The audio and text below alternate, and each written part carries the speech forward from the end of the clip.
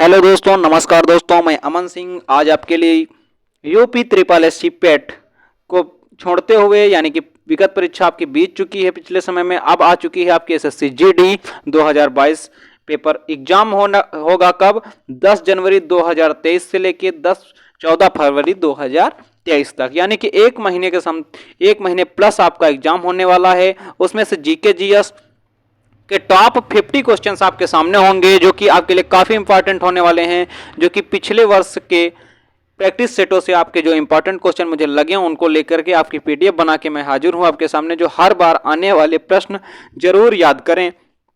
ठीक है, तो चलते हैं, इसी के साथ आपको बताते हैं कौन सा प्रैक्टिस पेपर है। तो आपका बायोलॉजी का प्रैक्टिस पेपर यानी कि भाग नंबर दोस्तों आपका 4 होने वाला है। इस पीडीएफ का 4 नंबर पार्ट होगा, जिसमें से मानव शरीर की क्रिया विज्ञान के बारे में हम लोग जानेंगे।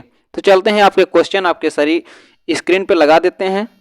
ठीक है, ये लगा दिया मैंने आपके क्वेश्चन आपके स्क्रीन पे, यानी कि 101 नंबर का क्वेश्चन आपके सामने है। ठीक है, तो ये भी याद रखना है 101 नंबर से आपकी पीडीएफ चालू है। निम्न में से कौन सा मस्तिष्क का भाग नहीं है? तो मस्तिष्क का कौन सा भाग नहीं है? पिन्ना दोस्तों, ऑप्शन नंबर डी करेक्ट हो जाएगा, पिन्ना। नेक्स्ट बोला जा रहा है, मस्तिष्क का कौन सा भाग मानव शरीर के आसन और संतुलन को बनाए रखता है? तो आपका करेक्ट जवाब ऑप्शन नंबर सी होगा, cerebellum. Option number C correct होगा, सेरेबेलम। नेक्स्ट बोला जा रहा है, मस्तिष्क के किस भाग को भूख लगने व भोजन से तृप्ति की अनुभूति कराने का केंद्र स्थित होता है? तो आपका दोस्तों करेक्ट जवाब होगा hypothalamus. Option number C correct होगा, हाइपोथैलेमस। नेक्स्ट बोला जा रहा है आपकी स्क्रीन पे,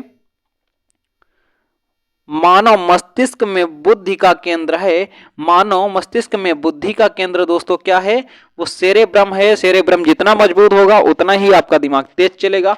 सबसे मजबूत आपको सेरेब्रम करना है। जितना ज्यादा मजबूत सेरेब्रम आपका होगा उतना ही आपको ज्यादा देर तक चीजें याद रहेंगी। तभी लोगों को कहते हैं किसी का दिमाग कम होता है, किसी का ज्यादा होता है। जिसके कम होता है उसका सेरेब्रम दोस्तों कमजोर होता है। सेरेब्रम जितना मजबूत होगा उतना ही आप ज्यादा दिनों तक याद रख पाएंगे और ज्यादा आसानी से उन चीजों को याद कर पाएंगे। सेरेब्रम किससे संबंधित है? तो दोस्तों आपका करेक्ट जवाब मस्तिष्क पहुंचेगा, ऑप्शन नंबर सी करेक्ट होगा, मस्तिष्क। मनुष्य के मस्तिष्क का सबसे बड़ा भाग दोस्तों कौन सा है? तो आपका करेक्ट जवाब प्रमस्तिष्क जाएगा, प्रमस्तिष्क। ऑप्शन नंबर सी करेक्ट होगा, प्रमस्तिष्क। नेक्स्ट दोस्तों आपकी स्क्रीन पे है, आपसे बोला जा रहा है, मानव शरीर के किन कोशिकाओं में सबसे कम पुनर्योजन शक्ति होती है? तो आपका करेक्ट जवाब होगा ऑप्शन नंबर ए, मस्तिष्क कोशिकाएं। ऑप्शन नंबर ए करेक्ट होगा, मस्तिष्क कोशिकाएं। नेक्स्ट बोला जा रहा है, तंत्रिका तंत्र के लघुत्तम संरचनात्मक तथा शरीरात्मक क्रियात्मक इकाई, शरीर की क्रियात्मक इकाई दोस्तों है। तो आपका करेक्ट जवाब ऑप्शन नंबर डी होगा, neuron. Option number D correct होगा। नेक्स्ट बोला जा रहा है, मानव शरीर की सबसे बड़ी कोशिका है। मानव शरीर की सबसे बड़ी कोशिका कौन सी है? तंत्रिका कोशिका। ऑप्शन नंबर सी करेक्ट होगा, तंत्रिका कोशिका।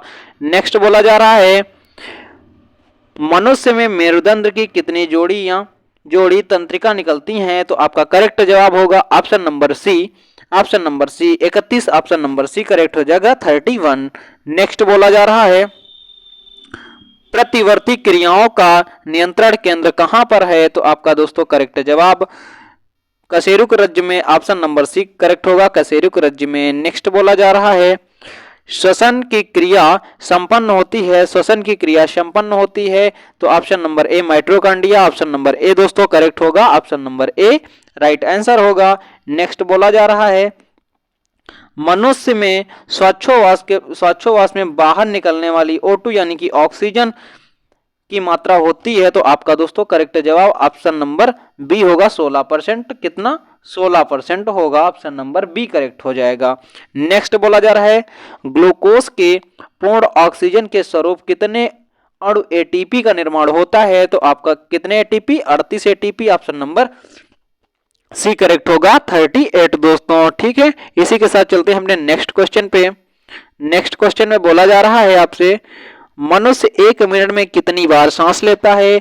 तो मनुष्य 1 मिनट में दोस्तों कितनी बार सांस लेता है? 16 से 18 बार सांस लेता है। ऑप्शन नंबर ए करेक्ट हो जाएगा। नेक्स्ट बोला जा रहा है, भोजन का ऊर्जा में परिवर्तन कोशिका के किस भाग में होता है? तो आपका करेक्ट जवाब होगा option number D, mitochondria. Option number D correct होगा, माइटोकॉन्ड्रिया। नेक्स्ट बोला जा रहा है ऑक्सीजन की उपस्थिति में सुक्रोज का CO2 यानी कार्बन डाइऑक्साइड एवं जल में ऊर्जा निर्मुक्त होने के साथ पूर्ण रूपांतरण होने को कहते हैं, क्या कहते हैं? तो आपका करेक्ट जवाब ऑप्शन नंबर ए, वायु श्वसन। ऑप्शन नंबर ए होगा वायु श्वसन। नेक्स्ट बोला जा रहा है हमारी छोड़ी हुई सांस हवा में CO2 की मात्रा लगभग कितनी होती है? तो आपको याद रखना है दोस्तों 4% होती है CO2 की मात्रा, यानी कार्बन डाइऑक्साइड की मात्रा कितनी होती है? 4%। नेक्स्ट बोला जा रहा है आपसे क्रेब्स चक्र में किसका संश्लेषण होता है? क्रेब्स चक्र में किसका संश्लेषण होता है?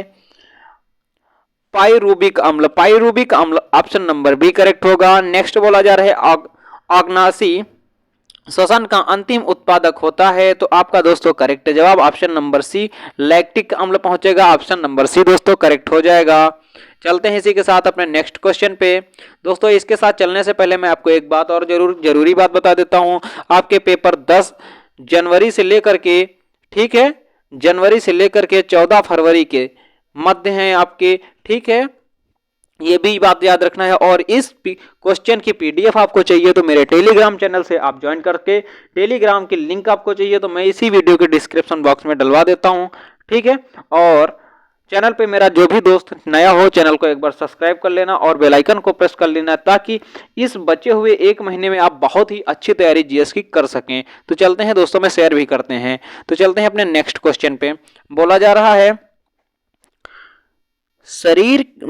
मनुष्य के शरीर में मुख्य नाइट्रोजन अपशिष्ट कौन सा है? तो आपका करेक्ट जवाब दोस्तों ऑप्शन नंबर ए, यूरिया होगा। ऑप्शन नंबर ए दोस्तों करेक्ट होगा। स्तनधारी किसमें यूरिया बनाते हैं? स्तनधारी किसमें यूरिया बनाते हैं? तो आपका करेक्ट जवाब यकृत यानी कि लीवर पहुंचेगा। यकृत को ही हम लीवर के नाम से जानते हैं, लीवर पहुंच जाएगा, राइट आंसर दोस्तों। नेक्स्ट बोला जा रहा है मानव शरीर में नाइट्रोजनी अपशिष्ट को हटाने के लिए कौन सा अंग जिम्मेदार होता है? तो वो होता है गुर्दा दोस्तों। ऑप्शन नंबर बी करेक्ट होगा, गुर्दा। नेक्स्ट बोला जा रहा है मनुष्य में रुधिर क्षमता है, रुधिर दोस्तों क्षमता है तो कैसे? बोमेन संपुट में, बोमेन संपुट में। ऑप्शन नंबर बी करेक्ट होगा। नेक्स्ट बोला जा रहा है मूत्र का रंग पीला किसकी मौजूदगी के कारण होता है? मूत्र का रंग पीला किसकी मौजूदगी के कारण होता है? Urochrome. Urochrome option number D correct होगा, यूरोक्रोम। नेक्स्ट बोला जा रहा है गुर्दे का कार्यात्मक यूनिट है, गुर्दे का कार्यात्मक यूनिट नेफ्रॉन है दोस्तों। ऑप्शन नंबर सी करेक्ट होगा, नेफ्रॉन। नेक्स्ट बोला जा रहा है आपकी स्क्रीन पे कृत्रिम गुर्दा निम्नलिखित में से किस सिद्धांत पर कार्य करता है? तो आपका करेक्ट जवाब होगा dialysis. Option number C correct होगा, डायलिसिस। नेक्स्ट बोला जा रहा है मानव शरीर में यूरिया की अधिकतम मात्रा किसमें पाई जाती है? तो आपका दोस्तों करेक्ट जवाब बनेगा ऑप्शन नंबर सी, मूत्र में। ऑप्शन नंबर सी करेक्ट होगा, मूत्र में। नेक्स्ट बोला जा रहा है अपोहन का प्रयोग किस क्रिया को पूरा करने के लिए होता है? तो दोस्तों आपका करेक्ट जवाब वक्र जाएगा, वृक्क दोस्तों। ऑप्शन नंबर डी करेक्ट होगा। नेक्स्ट क्वेश्चन दोस्तों आपकी स्क्रीन पे है, आपसे यही बोला जा रहा है संवेदन निम्न में से किसके लिए महत्वपूर्ण है? तो आपका करेक्ट जवाब होगा शरीर के तापमान के विनियंत्रित करने के लिए दोस्तों। ऑप्शन नंबर डी करेक्ट होगा। नेक्स्ट बोला जा रहा है मानव वक्र आश्मरी में पाया जाने वाला प्रमुख रासायनिक यौगिक है? तो दोस्तों आपका करेक्ट जवाब होगा calcium oxalate, calcium oxalate. Option number C दोस्तों करेक्ट होगा। नेक्स्ट बोला जा रहा है हैनले का लूप कार्य संबंधित है? तो दोस्तों आपका करेक्ट जवाब बनेगा ऑप्शन नंबर ए, उत्सर्जन तंत्र से। ऑप्शन नंबर दोस्तों ए करेक्ट हो जाएगा। चलते हैं इसी के साथ अपने नेक्स्ट क्वेश्चन पे। आपसे बोला जा रहा है सामान्यतः निषेचन होता है डिंब वाहिनी नली से डिंब वाहिनी नली में ऑप्शन नंबर ए करेक्ट होगा।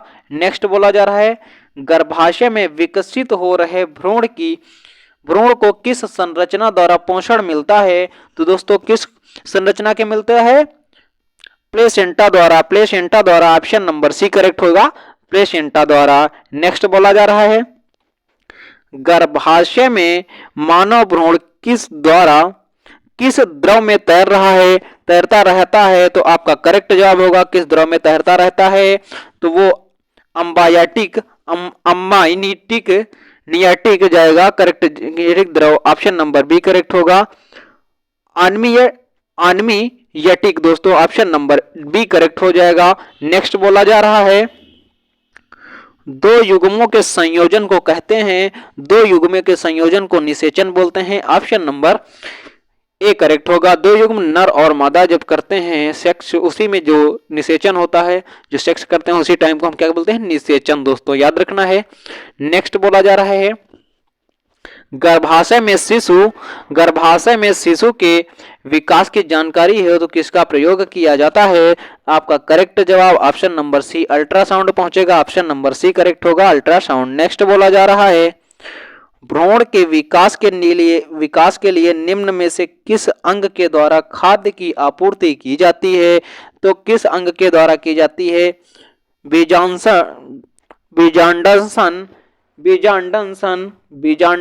दोस्तों, ऑप्शन नंबर बी करेक्ट होगा।